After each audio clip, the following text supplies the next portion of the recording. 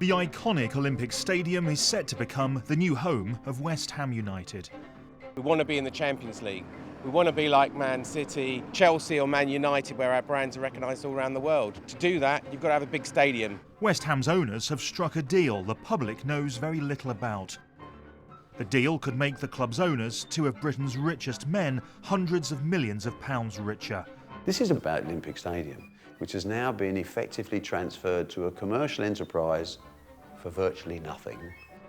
Tonight, we reveal West Ham are getting most of the running costs of their new home paid for them.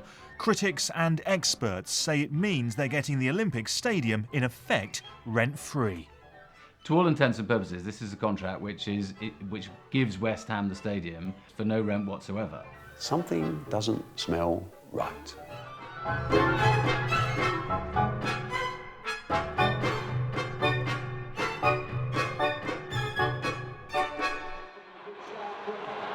Last month, the superstar athletes were back in the Olympic Stadium, reliving their triumphs at London 2012 for the anniversary games. It was a brief reminder of the glories of 3 years ago, when the country roared Team GB on to our best haul of Olympic medals in more than 100 years. It's an absolutely amazing feeling. You know, I've got so many special memories from 2012, and you know, that feeling of stepping into the stadium, having that adrenaline and being able to run a really good time is very pleasing. For this event, the stadium was configured as people remember it, in athletics mode. But in future, it will spend nearly 10 months of every year primarily hosting football. The conversion bill to make this a home fit for the Hammers is running wildly over budget at £272 million. But West Ham United are paying just £15 million for the keys to the most prestigious sporting address in London. West Ham United were in all sorts of trouble in 2010 when David Gold and David Sullivan bought a controlling share in the club. It was broke, teetering on the edge of bankruptcy. I'd like to introduce the new co-owners of West Ham United, David Gold and David Sullivan. The colourful duo made their money in pornography and lingerie. But they also had long-standing business interests in football, having owned and run Birmingham City FC for 16 years, with Karen Brady, whom they appointed as vice-chairman of West Ham. They claimed the decision to buy West Ham was not motivated by business. To be honest, we wouldn't buy this club at all if it wasn't West Ham. It makes no commercial sense for anyone to buy this club. But in the same press conference, the new owners revealed they did have a plan. It's a major part of our strategy that West Ham moved to the Olympic Stadium, which is 3 miles from this ground in the borough of Newham. When they bought West Ham in 2010, Gold and Sullivan were well aware that the greatest show on earth was coming to a stadium near them within 2 years. Their business strategy from the very outset was based on securing the Olympic Stadium after London 2012 was over. Gold and Sullivan are businessmen and they know how to make money, and the potential for West Ham to expand, grow, develop will have really driven their decision to become associated with the club. Gold and Sullivan may have bought a club that was down on its luck, but one that had a rich heritage. West Ham United's roots go back to 1895, when it was the factory team of Thames Ironworks, a legacy remembered in the team's nickname, the Hammers, which also feature on the famous crest of the team. The club's historic home is the Boleyn Ground at Upton Park, where they've been resident for over 110 years. I was one of those we picked up and passed over all the supporters and sat on the front, as far as I'm to you, away from the football itself. Yeah. What's your highlight? The highlight? Favourite memory over the years? When we won the FA Cup and we won the World Cup the following year, with Bobby Moore and Martin Peters and Geoff Hurst. Yeah. Racing to beat the whistle, Geoff Hurst saw an opening in the defence and achieved the hat-trick. Arguably the club's finest moment came in 1966, in a game they weren't even playing in, the World Cup final, in which 3 West Ham stars, including Sir Bobby Moore, the captain, played a decisive part in England's victory. Playing that as West Ham's, do you? Yeah, because West Ham won the cup. Well, scored all the goals and picked the trophy up, so it's got to be ours, hasn't it? The club is no doubt hoping for a return to their glory days in their new home, But before the Olympic Stadium is theirs, it needs a huge refit, necessary because it was originally designed to host athletics and only athletics. Lord Coe was obviously the hero of the day. He'd brought the Olympics to the country, done a fantastic job, and insisted that this was no negotiation. There had to be an athletics track, whereas in fact there was just a handful of days a year when an athletics legacy was required. And an athletics legacy was incompatible with the requirements of a football stadium. Placing an 8-lane running track between supporters and the pitch meant the stadium was never going to be an ideal experience for football fans. They built the wrong stadium. Not enough thought went in it. It was quite clear to me early doors that with just athletics there, this is a white elephant that would be in disuse in a handful of years. How naive was the idea then that the post-games use could be based purely on athletics? Yeah, some serious questions have got to be asked of leading lights who were advocating that at the time, and I think Seb Coe needs to take some responsibility there. When organisers finally accepted football as the principal legacy of the Olympic Stadium, they invited bids from interested clubs. Tottenham Hotspur and West Ham emerged as the leading contenders. Spurs' plan to convert this place into a football arena was simple: knock it down and start again. There was a Spurs option, and that was by far more sensible, but they were ruled out of the very early stages of the contract because they didn't include on the site a running track. And actually their figures stacked up and they didn't want any more public money. Rejecting Tottenham's bid may have saved a few blushes, especially Lord Coe's, but it came at a cost. The legacy body responsible for the stadium, the London Legacy Development Corporation, chaired by London's Mayor Boris Johnson, insisted the stadium must retain its iconic Olympic shape and, crucially, the running track. Preconditions that West Ham accepted and that left them as the only serious bidder for the stadium.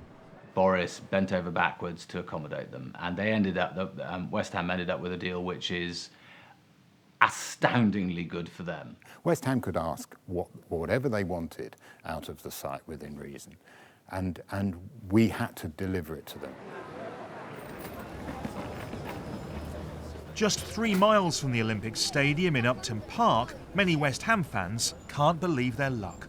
Been given the stadium as a start, so they've not really had much choice where we move to, and it's just the fact that it's just down the road is absolutely perfect. This is us basically being given a chance to launch ourselves onto the global stage more, and I can't see how you can turn that down. We want to be in the Champions League.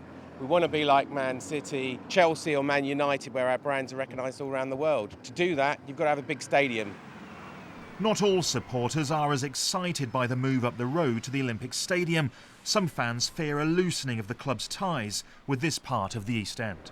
I don't believe there's a need to move. I think that we struggle to fill the ground as it is. It could have been extended. We could have stayed at Upton Park, or the bowling ground, the spiritual home of West Ham United. In the West Ham United Supporters Club, there's considerable unease about the motives of the current owners. They say West Ham's management are excluding them from the planning and are worried they'll be left stranded by the move. Were you disappointed in the club? Very disappointed, because we initially thought we was going to go with them, but then, we just got locked out, really. This is a community that's been going a long while where, we're going to lose everything. I don't think that they really do care about West Ham supporters. So why do you think they're moving then? Profit, profit, profit. While West Ham fans argue the pros and cons of the move, work is continuing at the Olympic Stadium to make it fit for football after London 2012. Populous, the original designers of this stadium, have come up with a system of retractable seating that will move supporters in the lower tier closer to the action. So 15 metres approximately here. As you can see, the new drip line on the roof has been set out so that when all the seating moves forward into this new position for pitch sports, all of the seats in the house are covered. So you're how far from the pitch now then? What, 15 yards? This is about 20 metres. Yeah. This is the worst case situation. The curvature of the lower tier takes the seats at the end much, much closer. I see. The seats at the end overhang the track by probably more than half. We asked Arup Associates, one of the biggest engineering groups in the world, for their views on the conversion process. It's about as big a modification as you'd ever want to do. I think if it were any bigger, you'd say, let's start again. But when you consider that a lot of this would have been avoided had we just designed it in the best way possible originally. It's hard to escape the fact that it's a botched job, isn't it? Had it been decided that West Ham would be the legacy occupants, if you like, of the stadium, it would have been designed slightly differently. So yes, to some extent, what they're doing is not ideal. Deputy Chairman Tristram Carfrey was the lead designer of the City of Manchester Stadium, used for the Commonwealth Games in 2002, and also converted from an athletics venue to a football stadium for Manchester City. And that's what we have here, is it, on this side? The pitch there is 5 metres lower, and the bottom bowl has been installed after the event. Given that this had already been designed, built, and was a success, why didn't we learn the lesson from this? The only reason that the lessons, if you like, from here weren't learnt was here it was very clear. We were going to hold the Commonwealth Games, then it was going to be a football stadium. That was not the plan initially at Stratford. Could have been. It could have been. The conversion costs for the City of Manchester Stadium were in the region of £42 million, about £62 million in today's money, adjusted for inflation. Compare that with the conversion costs of this stadium. Originally budgeted at £154 million, the costs have ballooned to £272 million. It is already a white elephant. It's a white elephant because we have to throw so much money at it in order to get it to work. The stadium may be seen by some as a white elephant for taxpayers, but to the new owners of West Ham, it's more like a gift horse. It's clear David Sullivan and David Gold think very highly of the bargain they've struck. Having bought into the club in 2010 at a valuation of £105 million, they revised their valuation after securing the move to the Olympic Stadium to £400 million. On paper, that represents a profit of nearly 300% within 4 years. I think that West Ham United in the Premier League, in the Olympic Stadium, is a sleeping giant. At Ogilvy and Mather, one of Britain's top marketing and PR agencies, Jonathan McCallum is keeping a watching brief on how the stadium move develops. For me, it's all about location, location, location. So people who might not have been interested in going to the old Upton Park will certainly want to go and see Premier League football in the Olympic Stadium. This is a very important location for West Ham, in the same way that Paris Saint-Germain, now owned by Qataris, has effectively become the face of brand Paris. I think potentially West Ham could well become the face of brand London. Last year, West Ham unveiled the new design for the club badge that will grace their shirts in their first season in the Olympic Stadium. They went from this to that. Spot the difference? The London bit, I don't think that's suitable. You know, it should have been the date we were formed. Why not? What's wrong with putting London? It's only a word. We were in London, didn't we? We don't need them to identify that we're a London club. West Ham United. Not London United. No. This is the badge I think that we should carry on with. This is West Ham, isn't it? Why add London? We know you're in London. What's the point? They're pushing it. They're pushing the brand. It's going to be a worldwide brand now. You know, this is going to be seen by people all over the world. London, a London club. A brand. I mean, what would Bobby Moore and Jeff Hurst make of that? A brand. It's a football club, isn't it? I mean, is that not the first and foremost? It's a football club. The owners want to see it as a brand as well. That's what football becomes, a business more than anything now, more than a sport. Rebranding West Ham as the London club is all about capitalising on the success of the 2012 games. And being a tenant here inside this stadium means instant international recognition from both future fans and potential investors. I think for the billionaire investors, there's probably a very, very short list. And I wouldn't be surprised if West Ham United were at the top of that list now. We're not come here to hopefully bang it out as a Russian in 5 years' time. It's back in English hands, and we want it to stay in English hands. Gold and Sullivan have made a lot of money in their lives. There's far easier way to make money than investing it into a club that was £100 million in debt. I can tell you now. You really don't think they're going to sell it on to foreign investors? I will guarantee you, in their lifetime, they will not. I've spoke to them a number of times about this, and I believe them. If it's still in English ownership by 2020, I'll be very surprised.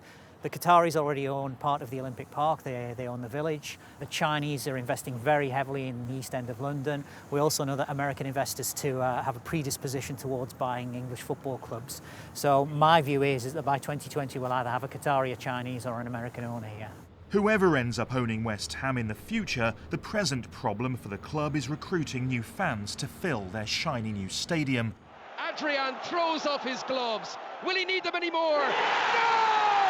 Because he scored the winning penalty! Upton Park, their current home, is famous for its supercharged atmosphere on big match nights like this thriller in the third round of the FA Cup in January. The capacity here is 35,000. West Ham's new home, however, will hold 54,000. Nearly 20,000 new fans have to be found if their new home isn't to become a vast empty bowl in which the noise and passion of home games will simply evaporate.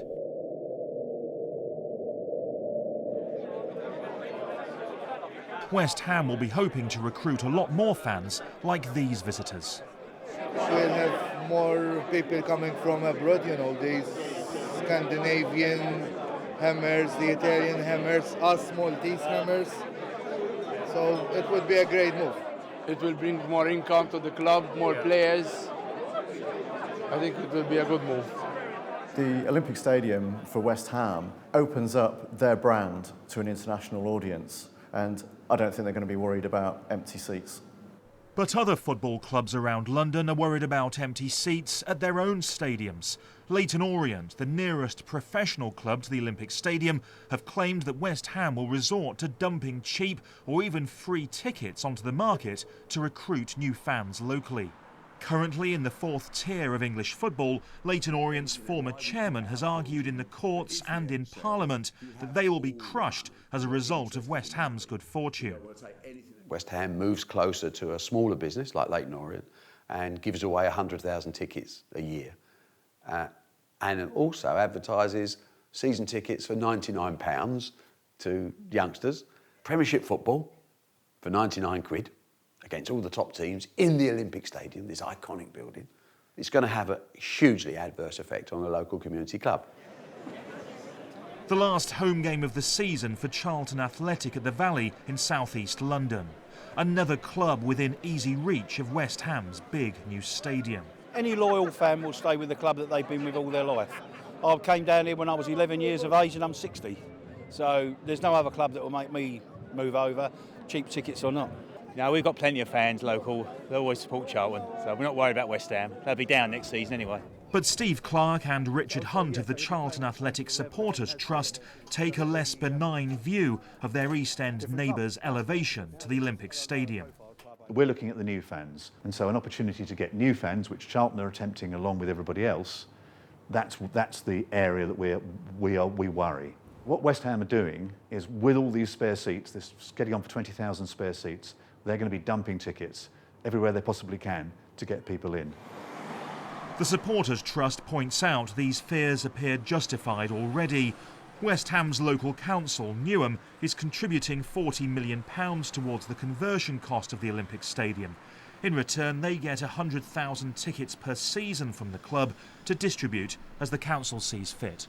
West Ham United has told the BBC it will cut season ticket prices by... And just a few months ago, Karen Brady, vice-chairman of West Ham, announced they will be reducing season ticket prices by 25% for their inaugural season in the new stadium, making them the cheapest in the Premier League. She emphasised the initiative had nothing to do with the move, but was a response to the record new deal for Premiership TV rights. With the new television money coming in, £5 billion, it's really important to recognise that one of the most important things is creating the future support, and you do that by encouraging people to come to the ground. Karen Brady has presented this as all to do with the great new TV rights windfall, but we don't buy that at all. We think that it's a preemptive PR strike to deflect inspection of and criticism of the stadium deal, which is backed by so much taxpayers' money. The Charlton Supporters Trust was so concerned about the possibility of unfair taxpayer subsidy to West Ham United that they applied for a copy of the rental agreement under the Freedom of Information Act. It is a contract between a public authority administering state funds and a private concern. It's exactly what the Freedom of Information law was designed to help citizens understand more. David Goldstone is the chief executive of the public authority that owns the stadium. I've spent a lot of my career in doing large, complex commercial transactions in the public sector, and there is a presumption in favour of transparency that's really important and we take very seriously. The contract is 207 pages long, and most of the pages look like this. It's a sea of black ink. So We have released the agreement. We've released all of it except the parts that are commercially confidential and relevant to future transactions we might do. However, almost every important detail of the contract was redacted when it was released, though some elements have come to light from other sources since. Despite the legacy body's claim of transparency, the list of what was blacked out is a long one. How much the club are paying in rent, West Ham's contribution to the conversion costs of the stadium, who gets the catering and corporate hospitality revenues, who gets the sponsorship money from the naming rights of the stadium, worth many millions per season. There's a provision for the club's rent to be reduced if the club is relegated from the Premier League, but the value of the rebate is kept secret. I thought it was laughable. It was just confidential all the way through, or every relevant term, really. And my question was, confidential from whom? You know, where is the business confidentiality in a government asset being leased to a commercial enterprise? One of the few unredacted sections lists the facilities and services the concessionaire, that's West Ham United, can expect to be included as part of their rent. It's an eye-opener. Stadium heating and light bills, home and away team changing rooms, ticketing costs, security, lavatory facilities for the supporters, pitch maintenance, undersoil heating, and even the goalposts, goal nets and corner flags are all to be provided by the grantor of the contract. In other words, by the taxpayer. Two separate football business analysts have told us the value of the services and facilities amount to between 1.4 and £2.5 million each year. The deal would seem to be a rental of around about 2 million, perhaps 2.5 million per year. But what we're hearing is that within that deal, the owners of the stadium, effectively the government, will pay for policing, will pay for stewarding, will pay for ticketing, will pay for ground maintenance. It doesn't take a genius to work it out. That actually comes to more than £2.5 million a year. So does that mean the stadium is rent-free? To all intents and purposes, this is a contract which gives West Ham the stadium at a peppercorn rent at most, or to be honest, for no rent whatsoever. At City Hall, members of the London Assembly have been trying to get more information on the terms of the deal. In March, the Oversight Committee said the public had a right to greater transparency and called on the Mayor, Boris Johnson, who also chairs the Legacy Corporation, to publish more details. Incredibly frustrating that we weren't able to get to the bottom of this commercial deal. Their reasons for redacting so much information were initially threefold.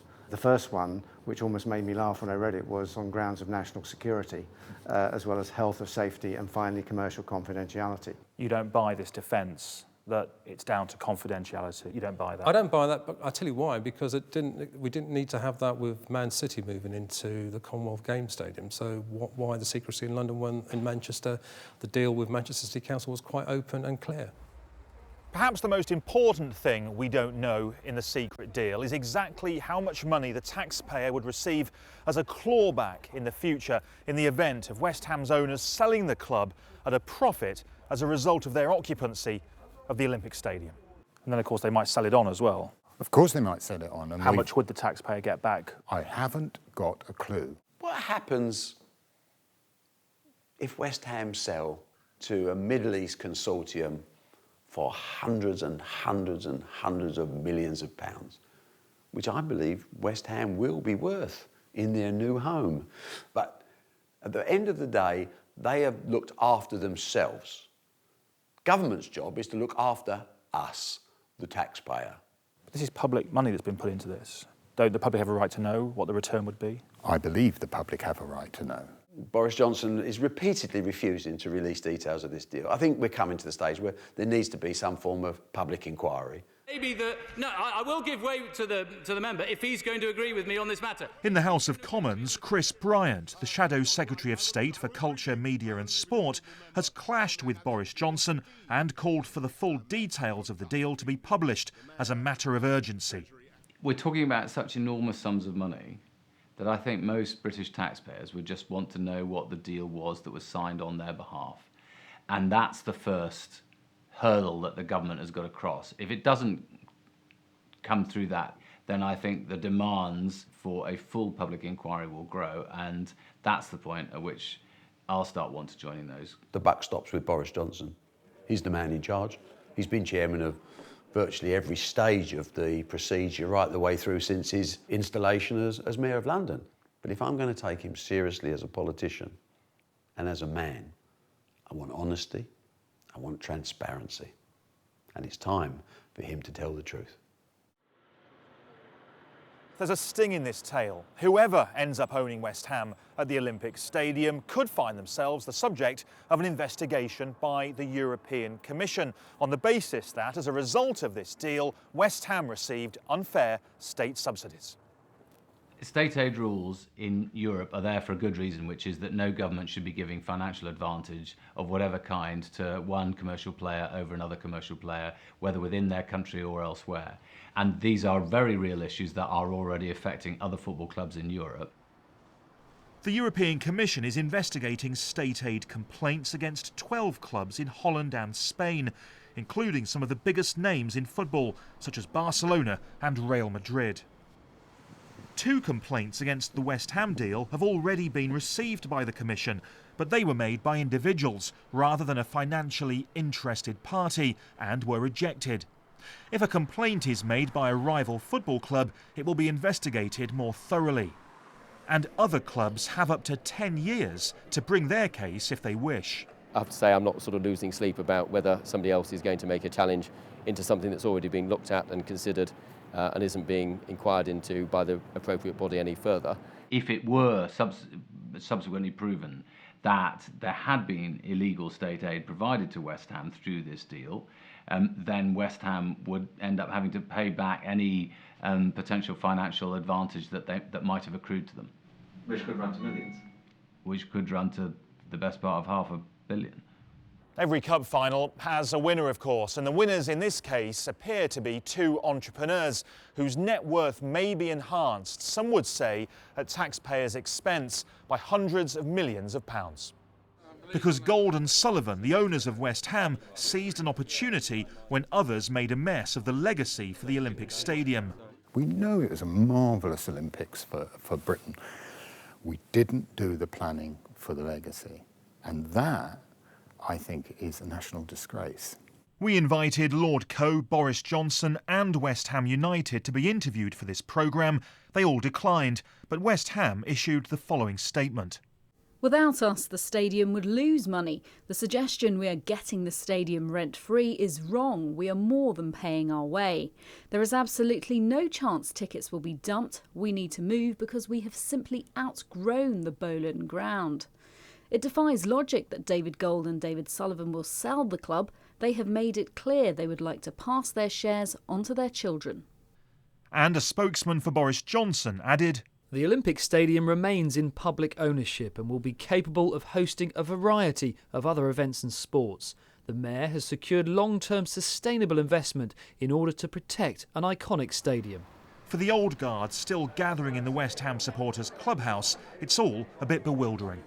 Politicians, lawyers, marketing gurus, multimillionaires and foreign consortia now control the future of their beloved team. This has been part of our life for a long time. This is our club, and they're taking it away from us, you know. I'm forever blown.